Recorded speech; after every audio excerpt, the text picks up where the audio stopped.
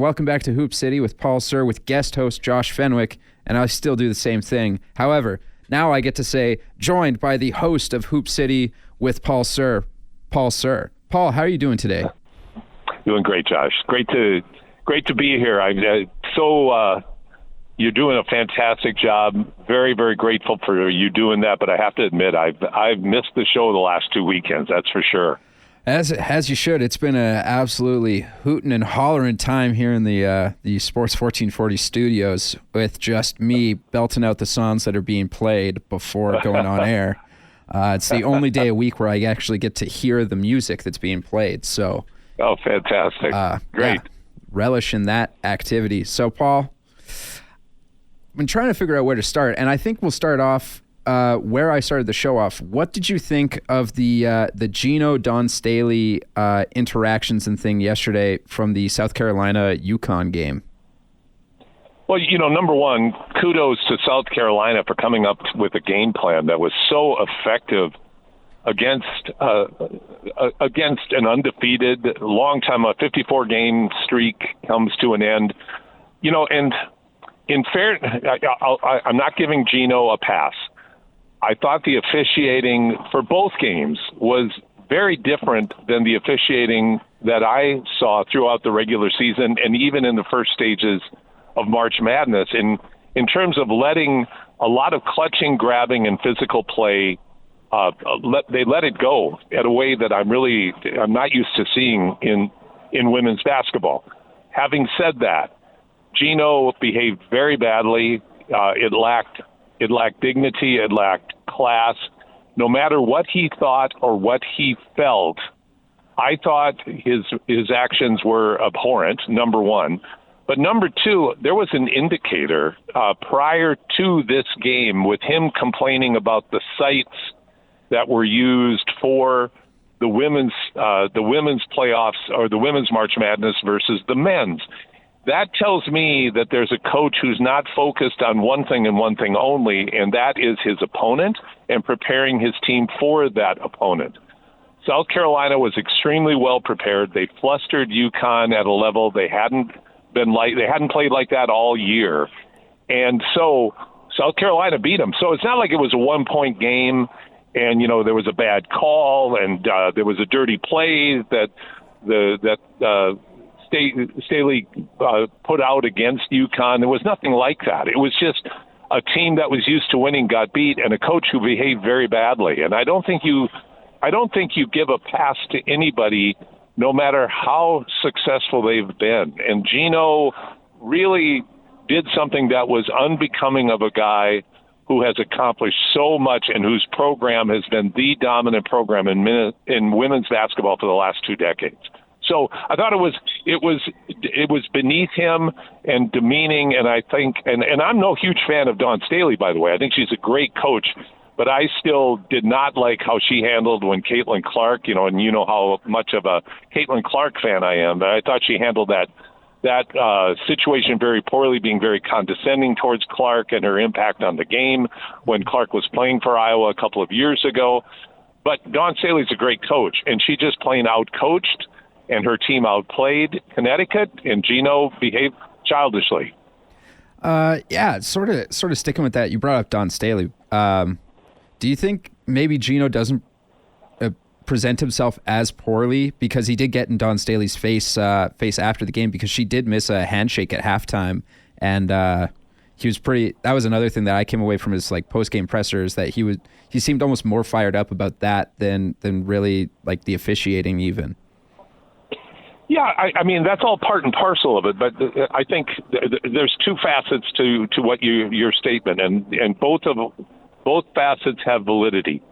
Number one, Gino, there's still no excuse for that kind of outburst at the end of the game. Mm-hmm. There's no excuse for that. Number two, you don't get up in somebody's face. That smacks of things that's a pathway you just don't want to go down, male to female. That's just the race issue. All of those things can get spun into a very, very negative narrative. That's number one. And but number two, I'm not a fan of Dawn Staley. Like, I'm just not a fan. I think she always flirts with being on the cusp of being overly rude, condescending towards opponents, not just Caitlin Clark, but others. So she flirts with that on occasion. Great recruiter, great coach.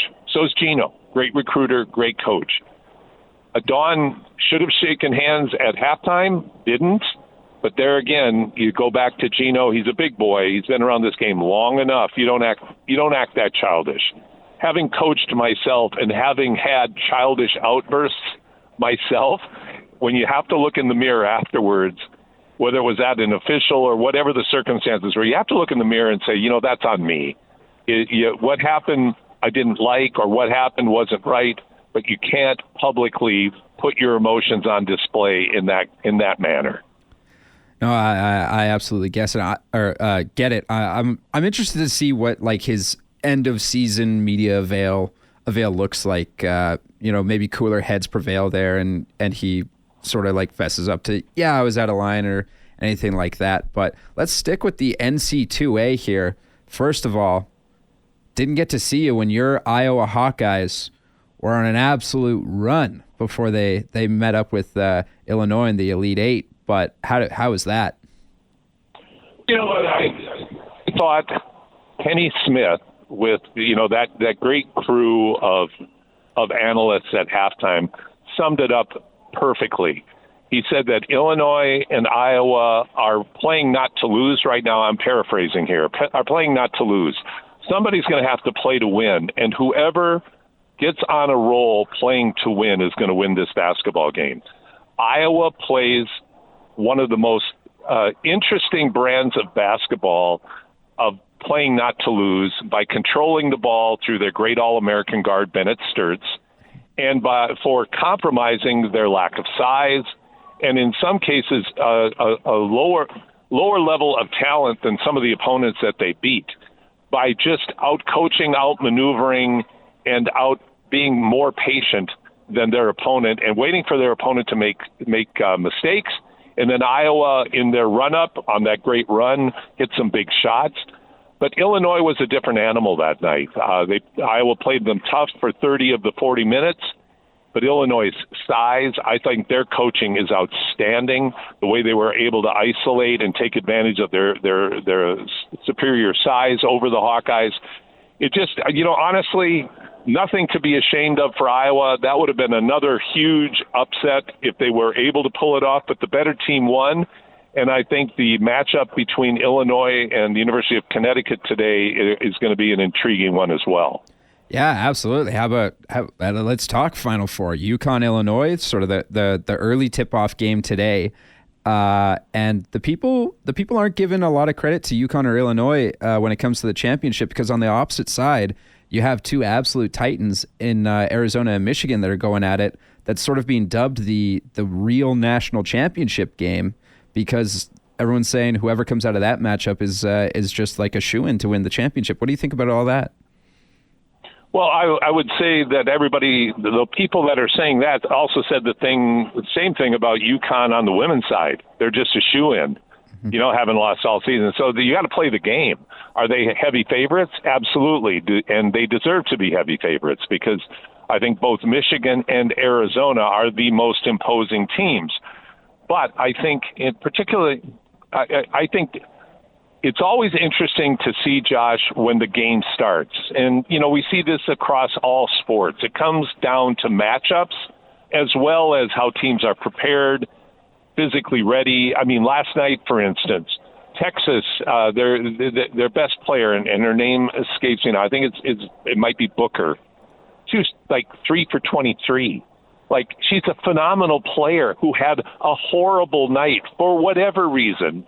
Mental, like she was, however it was, but you never know when you can have a game like that, no matter how good you are. And sometimes it can be the way your opponent plays you, or it can just be the way the basketball gods have their fun. Yeah. But I think, certainly Michigan or Arizona are going to be the heavy favorites, but UConn shows what determination can do with that ridiculous shot and one of the great March Madness endings of all time. And Illinois, they're skilled, and they have players who can play. And you know what they do better than I've seen anybody do so far is they spread the court, they attack the rim, and they create space for their players to operate in that might give them a fighting chance against either Michigan or against Arizona if they were to get to the final. So I haven't written them off completely. And on the other hand, I wouldn't be surprised to see Arizona or Michigan win going away. All those scenarios are possible. Yeah, absolutely. I totally see where you're coming from. Texas's player, Madison Booker, 3 for 23 last night. Yeah. No absolutely. trips to the line. That is brutal. Brutal, but I'll tell you what, here's something that is often overlooked in basketball and in coaching, and it still surprises me to this day. There's a type of defense called pack line defense, and it was popularized by Dick Bennett at the University of Wisconsin. And the theory behind it is keep your player in front of you, guard the three-point line, keep them in front of you, and make them shoot jump shots uncomfortably. And that's exactly what UCLA did to Booker last night. She was taking jump shots. Like you just pointed out, a critical factor is normally she gets to the line a lot. Last night, of course, they have the great center Betts, who's 6'7" and a shot blocker, shot changer in the post. But that combined with the fact that they kept Booker in front and made her shoot pull-up contested jump shots, which she was not hitting, obviously flustered her. So you talk about a successful defensive strategy making an outstanding player uncomfortable. UCLA accomplished that last night. Booker was not able to impose her will. She had to play differently. And last night, it wasn't her night to be up to the task. Yeah, no, that astute observations from Paul Sir, host of Hoop City with Paul Sir, on Hoop City with Paul Sir here on Sports 1440. That was a mouthful. Sorry, everybody. But alas, that is that. Sticking to the women's game, we saw the expansion draft in the WNBA yesterday. First selection to the Portland Fire, the Canadian Bridget Carleton. That's some exciting stuff right there. Well, it is exciting. I thought it was kind of somewhat anticlimactic in one respect, because I think all of us expected Bridget, since she was eligible to be selected to be in Toronto, or she grew up in Chatham, Ontario, that we thought, she was going to be kind of the face of the new tempo. But Portland was smart. They picked a good one. They picked a serious vet, both at the WNBA level. She's got championship experience. She's high character. Those in Edmonton who got to watch the women's national team when they were training here, Bridget was always available, very, very kind to the public. We've had her on the show many times over the years. I mean, she's first class in every respect and a great player. So, yeah, but once again, another feather in Canada's cap of a Canadian being the first selection, and somebody that Portland wants to build their team with and around. So good for Bridget Carleton.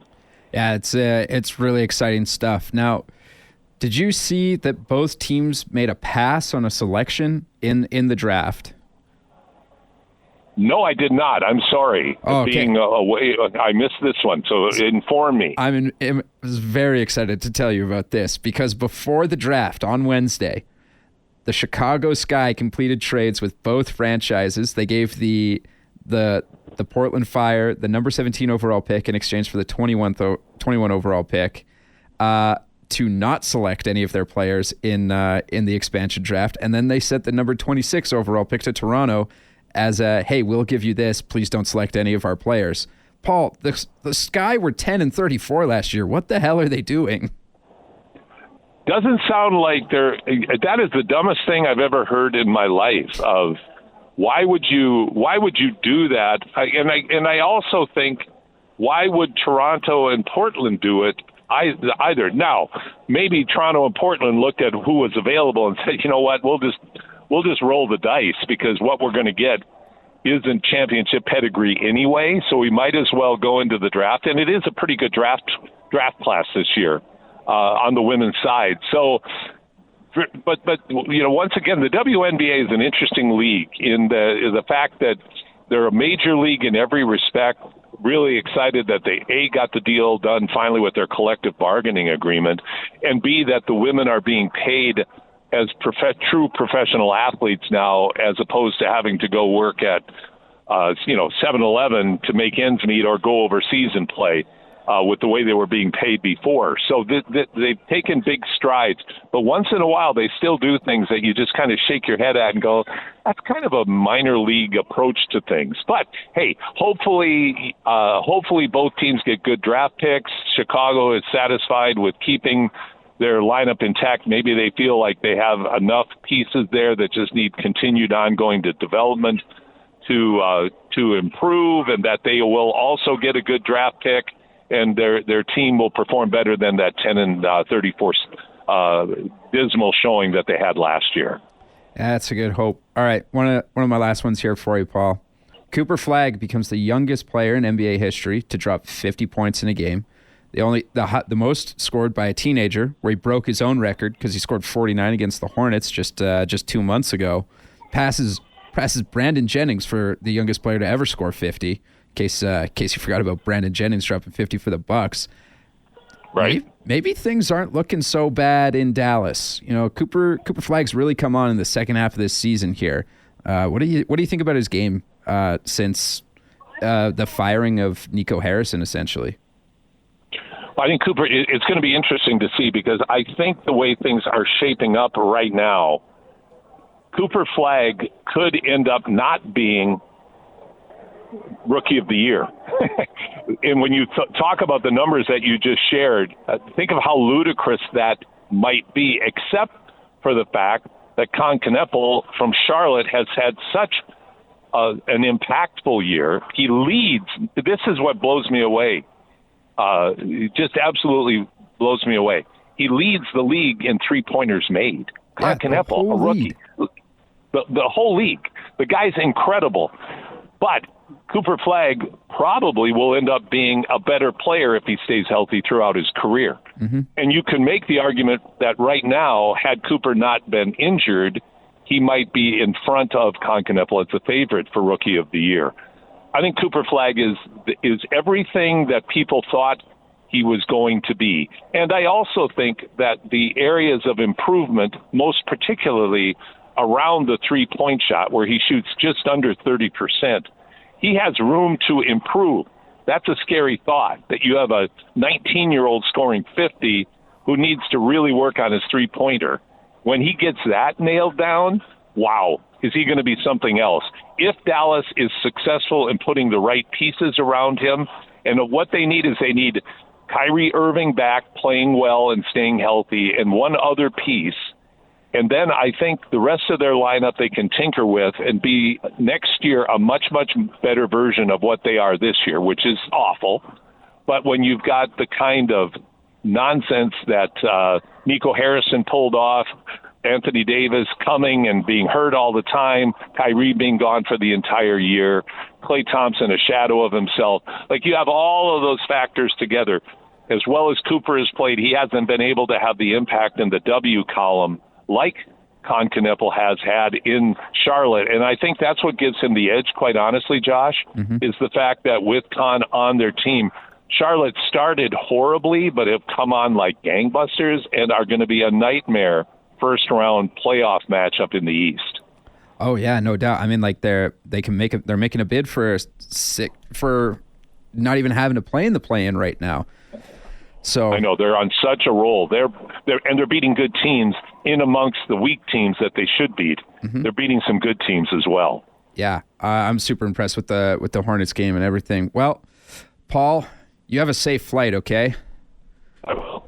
Well, thank you very much. We're looking out at the palm trees right now. Can't wait to get back to the snow and ice. And hey, it's going to be a high of 6 today, Paul. Oh my gosh, I'm kind of perspiring already just at the thought of the heat wave. But I'm excited to get back, Josh, and thanks again for doing such a great job in hosting. Excited to be back in the studio with you next week. Everybody enjoy the semis and the finals, both for the men today on the semis, for the women tomorrow, and the men on Monday for the finals in March Madness as it comes to a close. And then we've got the runway up to the NBA playoffs. So the best of basketball is yet to come, not even to mention the draft and the start of the WNBA season. So lots of hoops to talk about, Josh. Thanks so much. Hey, thanks so much, Paul. Again, have a safe flight. We'll see you next week. Sounds great. Bye-bye. That was Paul Sir, host of Hoop City with Paul Sir. So he was a guest on his own show. Very rare that ever happens. We're going to take a quick break here, and then coming out of the break, we'll be joined by Doug McLean, regular contributor here on the program. This is Hoop City with Paul Sir, with guest host Josh Fenwick on your sports leader, Sports 1440. Welcome back to the big program. Josh Fenwick here on Hoop City with Paul Sir. I am guest hosting, and I feel bad. I've been leaving him waiting in the wings for far too long. Regular contributor here on Hoop City and play-by-play man for the Edmonton Stingers, the Golden Bears, the Pandas, Doug McLean. Doug, welcome to the program. Thanks for taking the time this morning. Hey, my pleasure, Josh. Good to see you. Good to see you, too. I was going back through the PDFs that Paul sends me for the show lineup, and I don't think we've had you on in like 2 months. So, when you emailed me, what do you want to talk about today? I honestly, I don't think we really touched on UofA and like their Can West playoffs. Yeah, I mean, it's sort of a tale of two stories a little bit. I think you look at the Golden Bears, they fall to the UVic Vikes, who end up not ultimately defending their national championship. Carleton wins yet another. What a surprise. But for the Golden Bears, I think on the whole, a pretty good season. Yeah, you don't love, falling short of at least getting to the final 8. But considering where they were, new coach at the start of the season, a team that I think is still trying to figure out where it can get offensive support for the likes of Isaac Simon, to get where they got to, have a really, really good regular season, host a playoff game here in Edmonton. It was a good season. And at the moment, I mean, things can change. They expect to bring all their players back. So that's a real positive heading into next year. So I think disappointing, of course, your goal is to win a national championship. That didn't happen. But I think on the whole, considering where they were coming into the year, I think it was a real positive. The Pandas on the flip side, really good regular season, stumbled a bit against some of the top competition in Canada West after Christmas. Beat UVic in the playoffs. We're up on UBC with an opportunity to move on, and gave up a lead, in the second half or in the fourth quarter, I should say, and ended up falling to UBC. So I think a season where bigger expectations, a veteran-laden team, they do lose 5 players. So that's going to be a bit of a challenge for Scott Edwards. But again, Scott has always done a great job of building outstanding depth within his program. And I think there's no more strong recognition of that in the sense that in their final game against UBC, a first-year player, Mission Miller, has a double-double, 19 points, 11 rebounds. She's going to be, I think, the face of this program going forward. So they have someone really, really solid to build around, a member of the Canada West All-Rookie team this year. So, yeah, you lose 5 players. That's not going to be easy to replace, but they're still deep. Disappointing year, but I think they've built a team that can come back year after year after year and contend. It's not going to be easy. Calgary's going to be good again. Saskatchewan wins another national championship. They're going to be tough again. But I think the Pandas will be right in the mix. And I think they'll have a bit of fire coming off the fact they maybe didn't get as far along this season as they'd hoped. And certainly off their 10-0 start to the season might have projected. Yeah. And then in that Can West final on the women's side, the Dinos, they take the win, right? I'm not reading that wrong. I wasn't missing that. It was the Dinos. Yeah, no, Saskatchewan ended up, they lost in the semi, and Calgary ends up winning the Canada West title. But all that really did was, I mean, this is changing as far as I understand. There will be no longer a wild card in the final 8 on the men's side or the women's side. So had that been next year, the Huskies would have been done. They'd have had an undefeated season and been out. But they got the wild card, and not, hey, you don't, I think, I don't have it exact information. I think they were the 5th seed. So that's a tough matchup. If you're the 4th seed, suddenly you got to play a team that has lost basically one game in the last, I think they won 51 straight games. So not an easy thing to face at nationals. But I mean, the Huskies were the the favorite. I don't care what seed they were at, and they ended up prevailing. And Lisa Tomaitis wins, who I know was on your show a couple weeks back. Win another national title. Yeah, the Huskies. It says here they were a second seed. That can't be right. Yeah, they were not. No, based on the way the rules work, that's not even possible because they can't. U Sports protects the conference champions. So I think they were the 5. Again, I should have pulled out. I think they were the 5 seed going in. We saw an issue with that here a few years ago when we hosted men's nationals, and Carleton, who steamrolled through everybody during the regular season, lost earlier in the OUA playoffs. They ended up, if I'm remembering correctly, as a 7 seed, which was honestly absolutely absurd, Josh. It was ridiculous. I mean, they were, again, the best team in the country. That led to Alberta and Carleton playing the quasi-national final in a semifinal here at the U of A. It was an unbelievable game.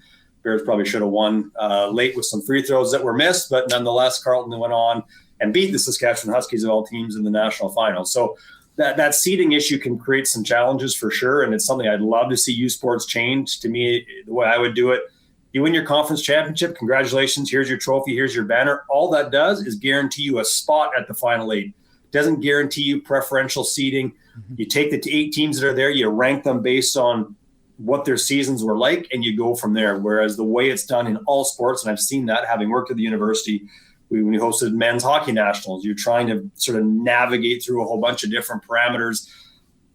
Conference teams can't play each other early on in a tournament, things like that just start to affect how seeding works. I'd get rid of all that. Here are your 8 teams, map them out, and then go from there. Whether, Saskatchewan plays Alberta in the quarterfinal, so be it. If that's the way that the 1 through 8 should work, then so be it. But that's not how it works. So conference champions get preferential treatment, which I'm not sure always works.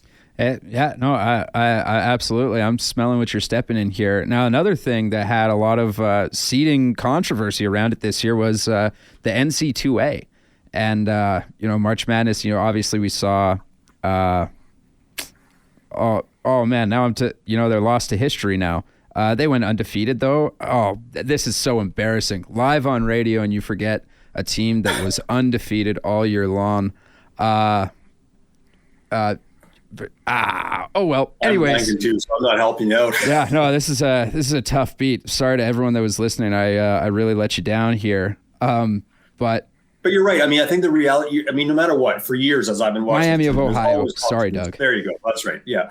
There's always controversy in this tournament, and I've always thought I would love to be one of the people in that room making those decisions and trying to figure it all out. And I think it's just become more complex year after year after year, and the analytics they have now to try to map out the 68 teams and look at who should be where and how that's going to work is fascinating. And of course, there are always going to be teams that are left outside the room and have to make a decision to go play in the NIT instead. But I guess the controversy creates some of the fun in all of this too. But yeah, you're right. A team like Miami of Ohio ends up getting, maybe a little bit disrespected, but that's a common occurrence, I think. Almost not making the tournament. So how early into the tournament was your bracket broken, or are you looking pretty good right now? I'm not bad. I mean, there's a group of friends we do it every year, and I did okay. It was me and another friend are kind of in the running to win the thing. I had Duke not collapse in the final 10 seconds, I would have had 3 of the final 4 teams. I'm sure I'm not the only one, but I was still in decent shape. So I did okay. Actually, I had a pretty good first weekend, to be honest, but then it started to fall apart a little bit after that. Yeah, fair enough. All my brackets broke essentially immediately. I still am in the running to win our Sports 1441, but I think I am by technicality mathematically eliminated, which sucks. Oh well. What you've been keeping up to date on the tournament though? Like, what are some of the great games that you've caught so far? Yeah, it's been, that's a good question because there's been a ton of them. I mean, I guess it's a bit of recency bias, but it's certainly think back to, just last weekend and the Duke UConn game. It's hard to not ignore, or it's hard to ignore that one considering how it played out. And a game that I just thought was really fascinating in a lot of ways. You look at a Duke roster that's much, much younger, probably higher pedigree talent-wise, than UConn top to bottom, but then you got the experience on the UConn side. And I think we saw a little bit of all of that, 15-point halftime lead. And what was the stat? I think they threw it that teams with a 15-point or more or greater halftime lead were 134-0 in the tournament. And they're now 134-1 with UConn having come back. And I just think we saw a lot. I think it's such a good example of where the sport has evolved. I mean, again, Duke, a really freshman heavy team, tons of talent. But as that game wore on, they struggled to find looks in the half court. It was really get the ball into Cameron Boozer and not even get it into him. It was him on the perimeter having to create from 20 plus feet from the rim, which he can do. He has the skill to do that, but that's not ideal. And I thought Duke really struggled, and you could just tell their possessions were really clunky, just not getting clean looks. On the flip side, UConn just chipped away, and they're able to lean into the veteran experience they have on that roster, but also the fact that they have some sets they can go to. I mean, we must have seen that double curl run 20 times in the second half, and it drew defenders to the paint, opened up things inside, or you get someone off that initial curl for a look. I just think it was just a real contrast in styles that spoke a lot to where the game has gone, where the sport in college in the U.S. has gone. And to me, it was just a really interesting game. I mean, we can dissect the last 10 seconds till we're blue in the face and how things might have gone differently. But it was just, I think, emblematic of a tournament that's been really entertaining. That's the game that pops to mind. But I think you're right, Josh. There have been a ton throughout the first 2 weekends. Yeah, no, it's absolutely incredible. To shifting a little bit of gears here, because the first time I ever met you, it was the first time that we heard all this Giannis Antetokounmpo wants out of Milwaukee talk, and now we thought it was sort of put to bed, and now him and the Bucks are basically going at each other, and I think this spells the end for Giannis in Milwaukee. Just how does that make you feel? Oh, it's tough, and I don't even have my Bucks jersey behind me today, but yeah, it's tough. I mean, again, as a lifelong Bucks fan, they've been horrible for much of my lifetime, and now they've been good. Obviously won a championship, which is nice, but yeah, it's such a bizarre thing. And the NBA's particular, I mean, you keep up on the NBA more, I think I know more than I do, but it's a particular thing in the NBA, these sort of personality conflicts that start to exist, and not that they don't happen in other sports. I think they're just maybe a little more protected at times in other sports. Hockey, I think, is better. Well, maybe better isn't the right word, but they manage that stuff a little differently. Yeah, the NBA is a lot more like player driven, essentially. Yeah, exactly. That's it's a much better way to put it than I did. And I think, with Giannis, I'll be honest, I still have not necessarily gotten the sense that he's looking to leave Milwaukee. That's the weird thing about it. I don't know that he's looking for an excuse out, but it's almost as though the franchise itself has decided either we're not convinced we can build a team around him, so we're better off to move him and try to get something back to position ourselves better going forward, or they just can't decide what they want to do, and this is their best answer right now, is to try to protect him, either to move him or to hang on to him and see if they can re-sign him in the fall. But it's a strange thing, and he's dealt with injuries all season long. I think he's missed 41 games or something so far this year, so he's missed a ton of games. And when you don't have the depth around them that they had in the past, they're just clearly not good enough without him and they're not good enough with him either. I mean, had he been healthy, they might have squeaked in, to one of the 7 through 10 spots and been first round fodder, but I'm not sure that would have been the case either. So I don't know. It's a good question. I don't know where it goes. I mean, I was reading an article earlier. I mean, Doc Rivers sort of talks about the fact that he feels like he's caught in the middle of this whole thing, and it's true. And I think your point's bang on, that it's player driven. Ownership tries to navigate this, and then the coaches are the ones, as Rivers says, I'm the one that's got to be out here talking about this stuff.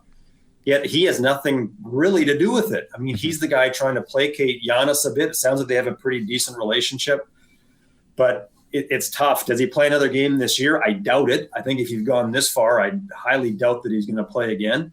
And where does it set them up? It doesn't look good on the franchise, I think, in general. Either come out and be clear, like, hey, he's too banged up, we don't think he can play, and here's why. And Giannis, and discuss that with him behind closed doors. Don't let this sort of fester in the open, because it doesn't look good on the franchise. It doesn't look good in terms of how you might attract players in the future. And then you're going to be back in the boat where they spent most of the 80s and 90s, where they were frankly irrelevant franchise for, like, as I said earlier, most of my life. No, I think you hit the nail on the head with the Bucks have just sort of closed the door on the Giannis trying to build a team around him, essentially, because they tried with Damian Lillard, that didn't work out, and they've been trying with all these different things. They're like, well, damn, it might just be easier to move him, which is it sucks for a small market like Milwaukee, who has one of the best players in the NBA over the last 10 years, for it to end like this, where they're taking shots at each other and things like that. You brought up the Doc Rivers comments, though. I'm like, listen, I get it. He is like pushed into he has to answer all this stuff, but his answer being like, "Don't talk to me, I'm not involved." I hated that. I'm with you. I agree. And it sort of makes everybody look like nobody looks good in this. Like not one, I mean, maybe Giannis does a bit, although he even comes across a little bit of, well, is it selfish if he is hurt? Is it selfish that he wants to get back in? Is he trying to be tough and play through? I know he's trying to play with his brothers too. Like that's another factor in all of this. And his youngest brother, I think, made his debut yesterday or the day before. I can't remember now. So there are a lot of factors. But no, I'm with you, Josh. I think that's, if you're Doc Rivers, and again, I hate to do this, but I'm going to do it anyway. You sort of compare the hockey basketball thing, and I'm not sure the hockey does it better. If this kind of situation was happening in hockey, you would not see a Chris Knobloch out saying, "Hey, I don't really know what's going on." And I mean, personality might dictate that a bit too, but it's just not the nature of how hockey is. I'm not saying that's better, but they're much more protective of this stuff and try to keep it behind closed doors. The Maple Leaf situation with what's blown up there is maybe the cleanest example of something that's gone out of hand, but even it's not really that out of hand in comparison. But you look at what's going on here, and you're right. You've got these three pillars: ownership, management, and one, coaching, and then the player. And none of them look like they're even talking to each other. Like no one knows what's going on. Whereas if you're Milwaukee in this situation, you can navigate this much more professionally so that you, again, make your decision. You're going to keep him, you're not. Okay, fine. Have the conversations with him, what that might look like. And then you present a much more common front outside. Even if you don't know where he's going to go or how that's going to play out, you can present a common front that looks much better on the franchise going forward. Right now, if you're a player, you're a free agent. Yes, it's a small market, but it's been a decent market the last 10 years with Giannis. If you're a free agent, does Milwaukee even enter your radar? Yeah. No, partly because it's small, that's one thing, but partly because they look like they have no idea what they're doing. Yeah, no, it looks like an absolute cluster out there. I have one more question for you that's just sort of out there, and you might not have an answer for this, but you're a lot closer to the Stingers than I am. Were those jerseys they announced on April Fool's Day, are they real, or was that like an April Fool's Day joke? I don't have an answer. I kind of hope they're a bit of a joke. I don't know. I saw, GM and coach Jordan Baker sort of repost something about them. So I have to think they're maybe not, but at the same time, it's not uncommon. We see it in basketball all over the place for these sort of unique jerseys to come about. And they did tie it into their K-Days stuff, which they're doing this year. They've had years past where they've basically been gone for K-Days, but now they're going to be there. So that's a good question. I don't have an answer. I don't have inside info on it, and I haven't seen anything since about it, but I love them. That's just me. I love jerseys. As a bit of an aside, I love in the NCAA tournament this year, super traditional looking jerseys. Mm-hmm. The schools have gone back, some of their retro stuff, but they look super clean. I can tell. I flip a game on, I know who's playing. Whereas with the NBA, half the time I flip a game on, it takes me 10 minutes to figure out because can't tell the court with the court or the jerseys anymore. So I don't love all these ones. I kind of hope the Stingers stay away from that. They've got 3 really clean looks they've used. Stick with them. But hey, what do I know? Yeah, I'm on the total flip side of you. I think those jerseys are absolutely nails. Oh yeah. I would buy one like the mall rat look thing. I'm like, oh yeah, like I could absolutely trot that around on a hat or something, Well, you might get your wish. Hey, it's still up on their X, so they haven't. It seems like this is pretty real. I think my sense is it is, but I hadn't even thought about the April Fool's thing until you mentioned it, to be honest. But oh yeah, listen, Doug, it was it was a mess in here on April Fool's Day because that's when a bunch of the Maple Leaf stuff was going on. So like, any articles that were written like digging in on them or like, is this real or is this a joke? And our morning show host Kevin, love him to bits, he was just so confused and was like, you have to find out if this is real. I'm like, how am I supposed to find out if this is real? I'm in the same boat you are.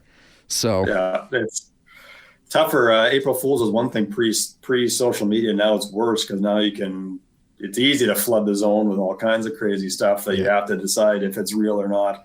No, absolutely. Well, Doug, I appreciate you taking the time this morning. It was a great conversation. Looking forward to the next time we have you on, which will probably be around the tip-off of the CEBL season. You and Paul getting back to it. So, yeah, thanks so much. No, my pleasure. Happy to come on anytime, Josh. All right. You have a great rest of your Saturday. Happy Easter. Thank you. Happy Easter to you too and the listeners. That was Doug McLean, voice of the UofA Golden Bears and Pandas, as well as the Edmonton Stingers. CEBL season tipping off in just over a month now, and that later end of May. Looking forward to that ball being back. We're going to take a quick break here. Then we will wrap up the show, and you'll get to listen to Blue Jays baseball, AM dial only. This is Hoop City with Paul Sir on Sports 1440. Welcome back to Hoop City with Paul Sir. I'm guest host Josh Fenwick. 11:49 here in Edmonton, getting ready to wrap the show up. That was closing time. That is a Paul staple right there, playing closing time, because because it's the end of the show. I guess I've never really asked him why he likes to play closing time, but I thought it would be getting a little sentimental since it's closing down my 2 weeks here of running the program. Just thought I'd pay a little homage to the man and play a little song here. I also want to say, any of you streaming on YouTube, or any of you that have been streaming on YouTube, or go, man, I wish I could see Josh's beautiful face and his terrible beard that he's been trying to grow out for a couple weeks. Sorry, Mom. You can watch us, Sports 1440 AM. That goes for all the shows here on Sports 1440. And I want to give a quick shout out to my buddy Julian, who is watching on YouTube. So hi, Julian. Hope you're having a great day. Back to the basketball talk. Something I forgot to bring up earlier this week. Candace Parker going to the Hall of Fame, Basketball Hall of Fame. Candace Parker. This is exciting. She's very well known in the just like in the basketball media sphere because she was so good and she was so like outspoken about the women's game and really knows what it is she's talking about. I wish that her Hall of Fame induction came sooner. I really, really do, because she's going in right now this year with Doc Rivers and Amari Stoudemire. So that's like a weaker year for the Hall of Fame ticket, essentially, and that's when Candace Parker gets to go in. When all things considered, she is one of the greatest players to ever play the game in the WNBA, and so the fact that she had to wait this long to get into the Hall of Fame, not bad. Unfortunate, but at least she's getting her due and going in there. Also, I need to touch on what I said about the CEBL. I said I think it was at the end of May. I was wrong, happily, because May 9th. So we're just a little farther than a month away. A month and 5 days. So I'm super amped up for CEBL basketball to go back. First game, it is the Stingers and the Sea Bears here in Edmonton playing the Stingers. Sea Bears, they have former 3-time MVP and champion with the Edmonton Stingers, Xavier Moon, on their roster. So Xavier Moon gets to make his return to Edmonton. He'll just be donning an opposite team's jersey, which is far too bad. But that's all right. Maybe Shawnee II will come back for the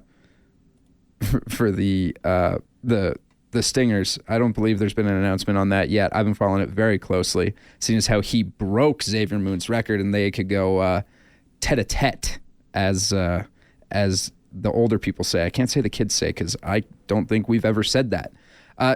Tiger texting in. First of all, he calls me Jeffs. I think he meant to say Josh, but some days he calls me Finn. Sometimes he calls me Fen. Sometimes he calls me. Oh man, he got a good dig on me. A couple months back, called me a backup worker or whatever. Essentially, says Jeffs, you doing the whole thing today, and on YouTube. I got to give you credit, young fella. Your mom gets to watch you. Lucky parent. You could be lucky too. Because you can watch us again, Sports 1440 AM, or you can see Paul, Lowtide, Kevin, Brandon, Connor's beautiful faces, and Declan as well. Boreal Bernie texting in 833-401-1440 if you have any other final thoughts as we wrap up the show here. Boreal Bernie says, also missed it. What's Paul Sir doing down in the States? Family vacation.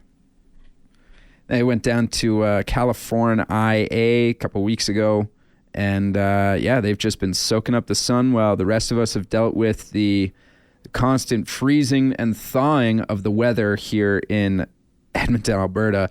But I got to tell you, I'm pretty amped up for it to stay warm here. I mean, I was looking at the next week's weather, and golly gee willikers, I am amped up. We talked about it a lot on the Triple S this morning. High of 6 today, obviously. 2 tomorrow, 3, 2, 3, 4, 6, 4, 5.